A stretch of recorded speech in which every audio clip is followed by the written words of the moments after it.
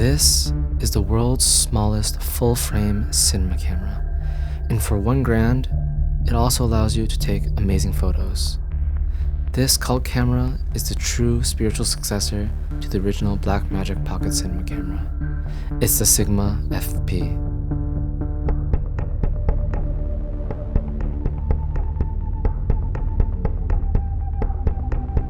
The sigmafp has a full-frame 24-megapixel Bayer CMOS sensor in L mount. Although it doesn't feature Sigma's foveon sensor, it still has Sigma's accurate color science while also improving low-light performance. It can shoot both raw stills in 4K 12-bit uncompressed cinema DNG, the highest quality video, but no log profile. It's not only small, but incredibly light, even with its sturdy metallic chassis. This was only possible by not including features such as IBIS, a mechanical shutter, EVF, or tilt screen. Having a modular design, I think this camera looks so modern and borderline cyberpunk. However, ergonomically, this camera is a nightmare. Straight out of the box, the camera will not be usable until you buy a grip, which I think will be one of the deciding factors of whether you enjoy using this camera. So get the nicest and biggest grip possible. Unlike other cinema cameras, the weatherproofing here gives some peace of mind, but to make the most of the camera, you'll realistically be using SSDs instead of SD cards, which exposes the camera. The LCD screen is bright enough, but I hate how it adjusts brightness even while recording. You may want to change those settings. The camera buttons also feel a little cheap and is just short of one or two more custom functions. The rear command dial, though very fast for changing settings, is far too flimsy, and I've accidentally changed shutter angle far too many times. There's an option to lock the camera, but I don't use this because it locks all settings with no customization. The camera provides abundant video support including shutter angle, timecode, anamorphic, waveforms, false color, and even EL zone and a director's viewfinder. EL zone is arguably a better exposure tool, but isn't reliable for previewing clipping, so I prefer false color, which is an absolute godsend. With a director's viewfinder option, this camera will still be of use if you ever upgrade to an RE or RED. The cheap batteries surprisingly last over an hour and over a day with on and off shooting, so the camera has never overheated on me. The in-body microphones aren't that bad for scratch audio and rarely clipped aside for wind, but you unfortunately won't be able to adjust the sensitivity. It's a fair trade-off of features, and many can be modded including a tilting screen, but I found no problem using this camera without a rig, just a grip and SSD holder. Nevertheless, I still have a few more bones to pick with this camera.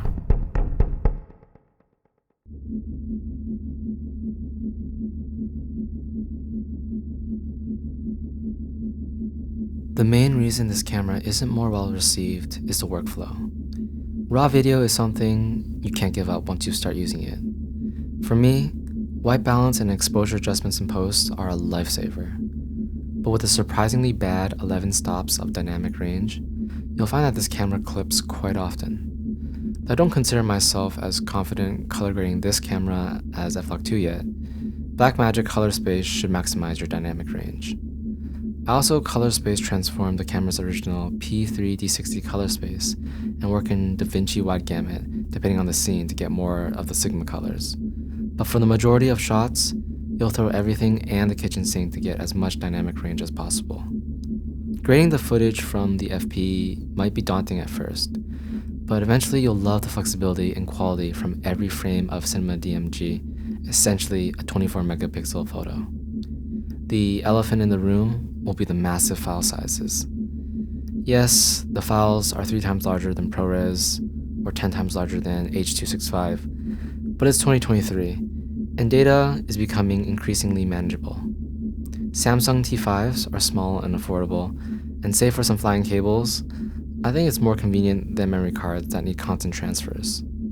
Recording on an SSD unlocks 12-bit Cinema DNG 4K resolution with limited frame rates, so I don't expect slow motion capabilities. You can keep all 60 minutes of your 4K footage on your 1TB SSD edit smoothly on your M1 MacBook, export project, and then format the drive when you're done. If you want to keep the files, you'll probably have to install certain compression software, which is actually a good investment. But what infuriates me is that I can't save my photos and videos to separate media. Photos and videos can only be recorded to either your SSD or SD card, despite having a stills and cine mode. What's equally annoying is that many settings such as button mapping, ISO, and color profile settings are still shared between these two modes. These color profiles are always fun, but compared to Fujifilm film simulations, they are not nearly as inspiring. This brings me to the most infuriating gripe with this camera. You cannot zoom while recording. This is probably the most important tool for nailing focus, and it's mind-blowing that the camera does not have this functionality. It doesn't help that focus peaking has not been reliable for me either. There are some other trade-offs. With a full-frame sensor, you have mediocre rolling shutter, but incredible low-light performance.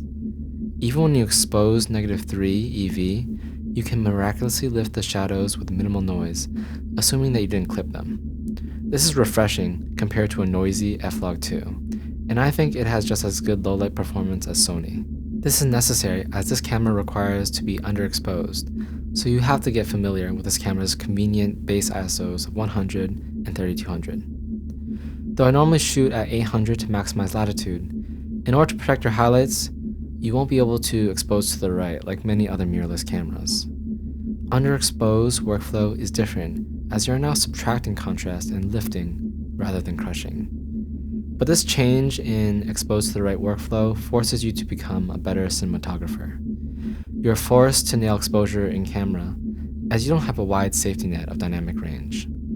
That being said, the dynamic range can be suffocating, and you might just clip the shadows instead. The only reliable tool to not clip your highlights is false color, as the LCD is often misleading.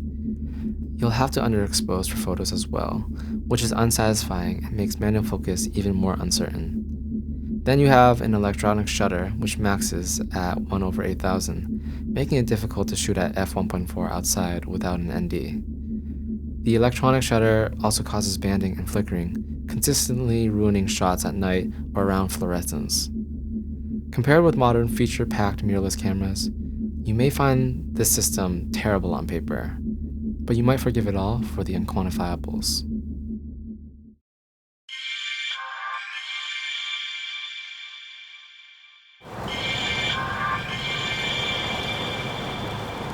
Image quality is king, and this camera is almost royalty. Maybe I'm too much of an image quality snob, but to me the images feel detailed, textured, and organic, and I think can even emulate film looks if you shoot at 1080p and upscale to 4K. With 12-bit color, you can see more gradations in the skin that makes faces and objects more dimensional. The sensor seems to be able to resolve better micro contrast, giving depth to textures that you won't see from mirrorless cameras. The image doesn't feel too sharp, and I think 4K is a perfect resolution to work with. The image you get will likely look more contrasty, as this is a camera that needs to shoot underexposed, crushed shadows. With my Zeiss Otis lenses, the contrast can sometimes be overbearing, so you might want to find a workaround with lenses or grading. I prefer the image shot at night or in low light, whereas overexposing will lead to some unwanted color shifts in skin tones and frequently clipped highlights. Despite the poor dynamic range, the image quality from the FP punches well above its weight class. Functionality aside, I think its rendering is comparable to a RED camera. Specifically, I love the way the camera renders textures and depth in an immersive way, which can totally suit narrative work. The organic image feels like you could almost reach into the screen and touch it. This is a bit different from the photos, which almost feel like they're shot on a different camera. With high-quality, full-frame images, photos are sharp paired with extremely accurate colors. You might not be getting perfect raw files straight out of the camera, but highlights and shadows are insanely flexible in post and provide professional-looking images.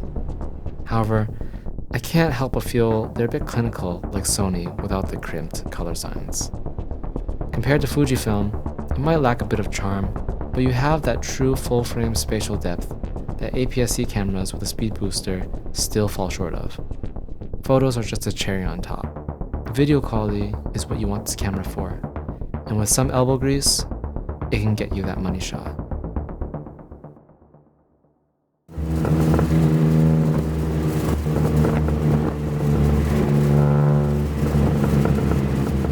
This is far from a perfect camera. It gets me excited anyway. Normally, I'm a camera villain, but I'm pretty optimistic about this camera. I regret brushing it off and not purchasing it sooner. My copy was new at around $1,200 US, and I've seen some for $850 used. That's cheaper than a lot of lenses. So the question, to me, was not why buy this camera, but rather, why not?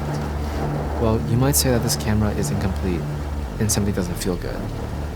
You wouldn't be wrong in this, but it may be well worth it, and at fractions of the cost of the competition, did you really expect it to be perfect? I can overlook frustrations of use, but never disappointing image quality. So this might be more for the image quality enthusiast than a working professional. If you watch an interview with the CEO of Sigma, Yamaki-san, you'll see that he doesn't care so much about making the company big, but hungers for quality products. A very Sigma mindset indeed. This is a promising brand poised to topple Blackmagic. With a new model on the horizon with foveon sensor technology, the next version of this camera could be market shattering, or be forever plagued by setbacks. There is something compelling about using a somewhat underground camera that has amassed a cult following, and maybe you should start caring, because it's the best value cinema camera on the market, and it might just be what you've been looking for if you'd only take a leap of faith with this unestablished brand. Forget iPhone and Blackmagic. This is truly a cinema camera in your pocket.